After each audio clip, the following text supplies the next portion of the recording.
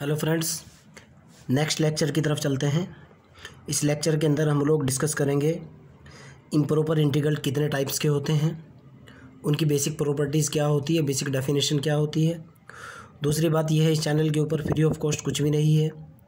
ये चैनल सिर्फ उन स्टूडेंट्स के लिए है जो पेड करते हैं। ओके, आपसे रिक्वेस्ट है, आप करना चाहो तो कर दो, अदरवाइज़ कोई इसमें दबाव भी नहीं है।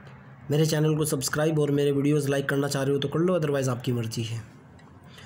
तो improper integral of first kind, पहले टाइप का इम्प्रॉपर इंटीग्रल क्या होता है, ध्यान से सुनना। अगर हमारे पास कोई डेफिनेट इंटीग्रल है और लिमिट है a to b f(x) dx, okay, in this integral, इस इंटीग्रल के अंदर a और b या दोनों के दोनों क्या होने चाहिए, इनफाइनाइट होने चाहिए। यानी क्या तो लोअर लिमिट इनफाइनाइट हो या फिर अपर लिमिट इनफाइनाइट हो या दोनों की दोनों लिमिट इनफाइनाइट हो, बट f इज बाउंडेड और फंक्शन मेरा क्या होना चाहिए, बाउंडेड होना चाहिए। तो इस तरह के इंटीग्रल को मैं बोलता हूँ improper integral of first kind. यानी ध्यान से देखना बेटा, आपके पास कंडीशन क्या है, आपको साफ साफ कह रहा है कि क्या तो a इन्फिनिटी हो या फिर b इन्फिनिटी हो या फिर a and b both, a and b दोनों के दोनों इन्फिनिटी हो और फंक्शन मेरा क्या होना चाहिए, फंक्शन हो मेरा बाउंडेड। ये मेरी बेसिक कंडीशन है। अगर ये तीनों चीज़ें पास होती हैं तो मेरा improper integral of first kind होता है। जैसे एक एग्जांपल बता रहा हूँ मैं आपको, मैंने इसके अंदर एग्जांपल लिखा हुआ भी है, ये देखो आप।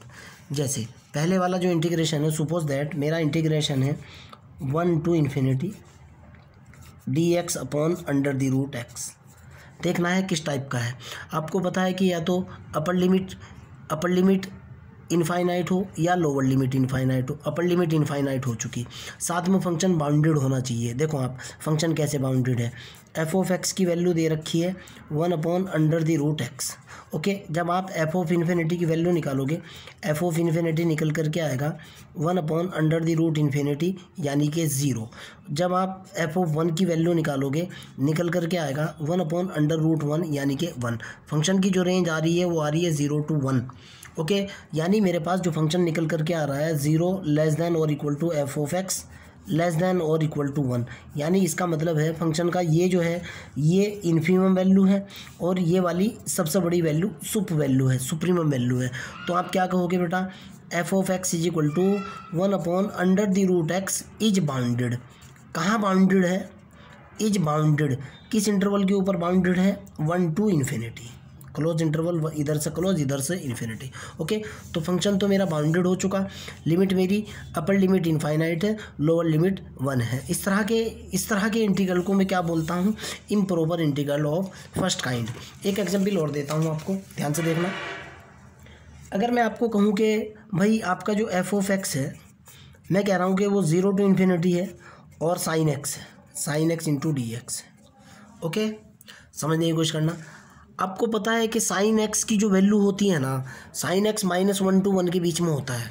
आप जानते हो 11th और 12th से, sin x की कोई भी वैल्यू निकल करके आए -1 to 1 के बीच में होती है। लेकिन अपर लिमिट क्या हो चुकी, इन्फिनिटी आ चुकी। sin x कहाँ से कहाँ तक होता है, -1 से लेकर +1 के बीच में होता है। आप इस चीज़ को जानते हो। लोअर लिमिट अगर 0 है, अपर लिमिट इन्फिनिटी, तो क्या हुआ, improper integral of first kind, जो मेरी डेफिनेशन है। यानी या तो a 0 हो या फिर b 0 हो या फिर दोनों 0 हो, फंक्शन बाउंडेड होना चाहिए। ये क्वेश्चन देखता हूँ, देखो एक मैंने उससे भी बढ़िया एग्जाम्पल एक और उठा रखा है, इसको देखो आप। मैं अगर कहना चाह रहा हूँ ये वाला इंटीग्रेशन, देखो बेटा, -∞ to ∞ dx बटे x² प्लस के 2x प्लस के 2। मैं कहना चाह रहा हूँ this is improper integral of first kind. आप कहोगे सर बोथ a और b आर इन्फिनिटी, a और b इन्फिनिटी हैं। फंक्शन की वैल्यू देखो बेटा आप, f(x) की वैल्यू मैं निकाली 1 अपॉन x² प्लस के 2x प्लस के 2।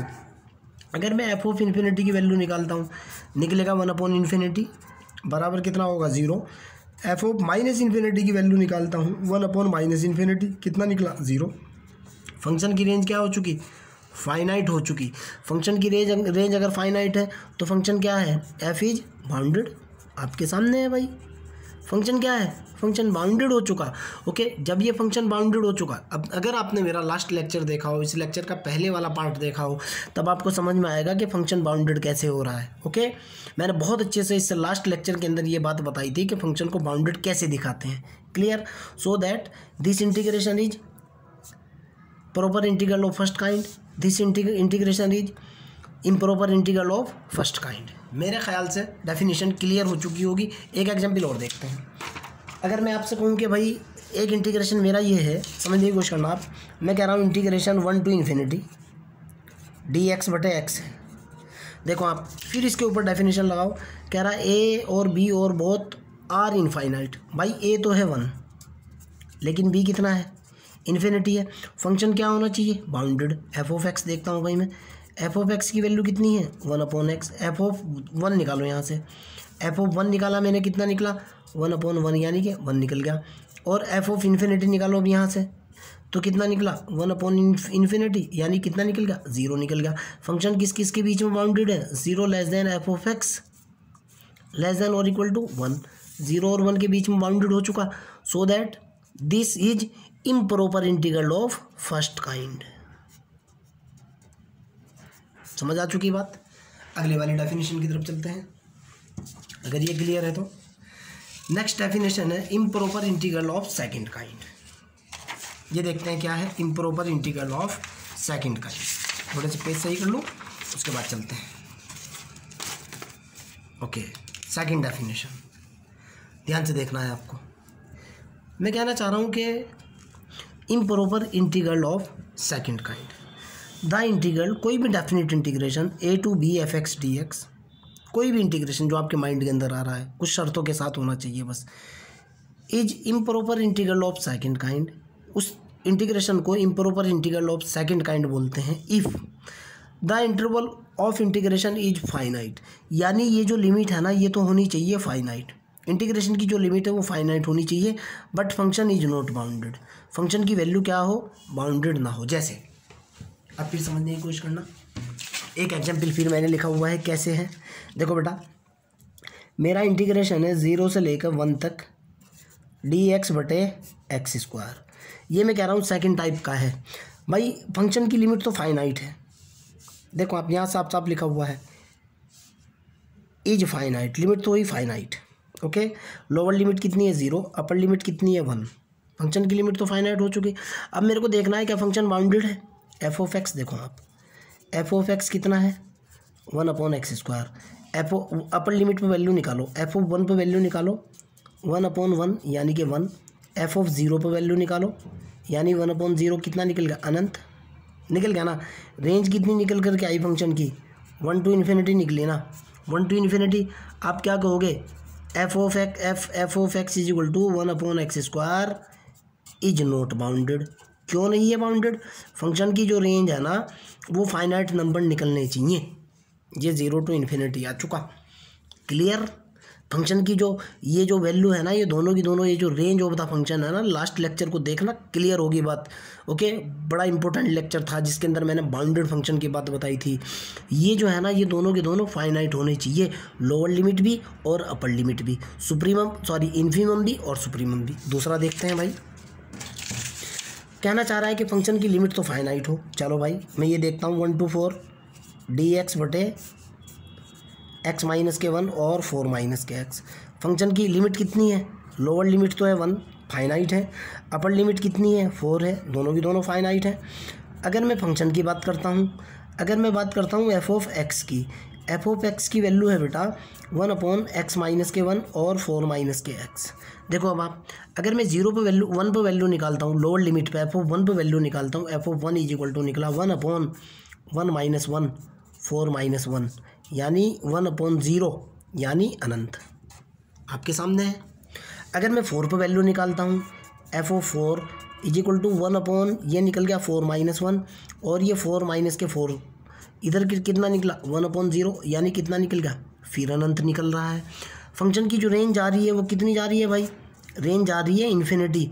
ओके, और मैंने आपको बोला था कि अगर फंक्शन की रेंज जो है ना फाइनाइट हो और दोनों फंक्शन दोनों तरफ से बाउंडेड हो, ये फंक्शन मेरा क्या है, अनबाउंडेड है। ये बाउंडेड नहीं है, अनबाउंडेड है। फंक्शन मेरा क्या है, अनबाउंडेड। जब अनबाउंडेड फंक्शन है आप कहोगे not second type, second type का इंटीग्रेशन नहीं है। दिस इज नॉट, क्या कहोगे, this is note second type improper integral. Clear. इससे पहले वाले क्वेश्चन के अंदर जो मैं आपको बताने की कोशिश कर रहा था यहाँ, ये देखो बेटा, ये देखो आप मेरे पास रेंज कितनी निकल कर के आ रही थी 1 to इन्फिनिटी। आप क्या कहोगे, इसको ऐसे भी बोल सकते हो, फंक्शन इज नॉट बाउंडेड, क्योंकि सुप्रीमम में इन्फिमम में से दोनों की दोनों वैल्यू फाइनाइट होनी चाहिए। क्लियर। आगे की तरफ चलते हैं। अगले वाली डेफिनेशन है improper integral of third kind. ये कहना चाह रहा है कि अगर हमारे पास कोई इस तरह का इंटीग्रेशन है, डेफिनेट इंटीग्रेशन है, जिसकी कोई लोअर लिमिट भी है, जिसकी कोई अपर लिमिट भी है, लोअर लिमिट भी है, अपर लिमिट भी है, f x d x is known as third kind of improper integral. Condition क्या है, अगर ए और बी और बोथ आर इनफाइनाइट, या तो लोअर लिमिट इनफाइनाइट हो या अपर लिमिट इनफाइनाइट हो, ओके, या दोनों लिमिट इनफाइनाइट हो, साथ में फंक्शन क्या हो, फंक्शन भी अनबाउंडेड हो।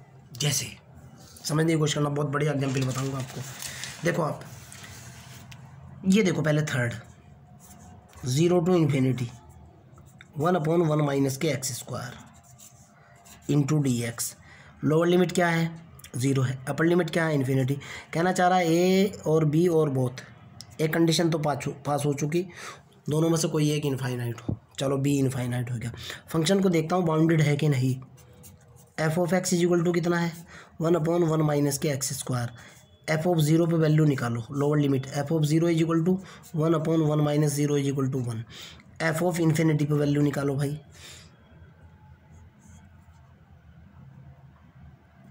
एफ ऑफ इन्फिनिटी पे वैल्यू जब मैं निकालता हूँ, ये 1 to इन्फिनिटी होना चाहिए यार, 0 to इन्फिनिटी पे तो बाउंडेड जा रहा है।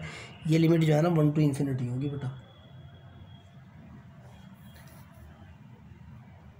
फंक्शन क्या होना चाहिए, अनबाउंडेड होना चाहिए। 0 पर अगर इन्फिनिटी डालता हूँ 0 आ रहा है, 0 डाल रहा हूँ तो तब भी 0 आ रहा है यार। इसको मान लो आप, 1 to इन्फिनिटी की बात करता हूँ, ठीक है ना। देखो आप, अगर मैं 1 डालता हूँ तो कितना आ जाएगा बेटा, ये इन्फिनिटी आ जाएगा। फंक्शन कैसा हो जाएगा, अनबाउंडेड हो जाएगा। देखो आप, क्लियर है ना। एक बार फिर से बताता हूँ।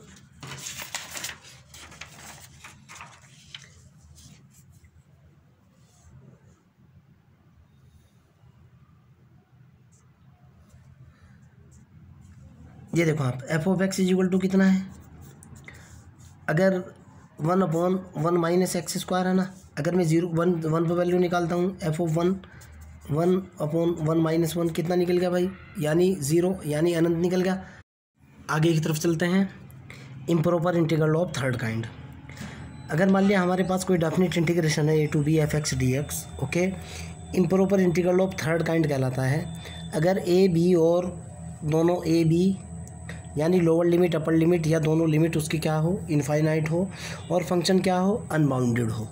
अगर ये दोनों की दोनों कंडीशन एक साथ हैं तो हमारे पास जो इंटीग्रेशन होता है उसको मैं बोलता हूँ improper integral of third kind. Example दे रहा हूँ, समझने की कोशिश करना आप। जैसे एक एग्जाम्पल देखते हैं। यहाँ मेरे पास इंटीग्रेशन है 0 to इन्फिनिटी ए की power minus x upon under the root x. अगर मैं एफ ऑफ 0 की वैल्यू निकालता हूँ तो कितना निकलता है, e की पावर माइनस 0 यानी 0 upon under the root 0। e की पावर 0 की वैल्यू 1/0 यानी अनंत। अनंत आने का मतलब कितना निकल गया, अनबाउंडेड। सेकंड देखता हूँ मैं। अगर कह रहा हूँ 1 to इन्फिनिटी 1/1 माइनस के x square into D x. यहाँ ये तो इन्फिनिटी तो है ही, दोनों में से ए या बी में से कोई एक इन्फिनिटी होना चाहिए। एफ ऑफ एक्स चेक करते हैं। एफ ऑफ एक्स की वैल्यू कितनी होगी, 1/1 माइनस के एक्स स्क्वायर। एफ ऑफ 1 पर चेक करता हूँ, वैल्यू कितने निकला, 1/1 माइनस 1/0 यानी इन्फिनिटी। और अगर मैं एफ ऑफ इन्फिनिटी पे वैल्यू चेक करता हूँ 1/1 माइनस इन्फिनिटी यानी 0। आपके सामने है, फंक्शन फिर अनबाउंडेड हो चुका। यानी integration of side third kind के अंदर क्या होना चाहिए, लिमिट भी इनफाइनाइट हो और फंक्शन भी अनबाउंडेड हो। ओके, फिर बता रहा हूँ। Improper integration of third kind के अंदर क्या होना चाहिए, लिमिट भी इनफाइनाइट हो और फंक्शन भी क्या हो, अनबाउंडेड हो। एग्जाम्पल मैंने आपको दे दिया है, देखो आपके सामने है, ये फंक्शन अनबाउंडेड हो चुका पहले वाला फंक्शन, ये फंक्शन भी अनबाउंडेड हो चुका। क्लियर है ना? कोई अगर आपको डाउट है, कोई प्रॉब्लम है, you can directly ask me. Okay, bye.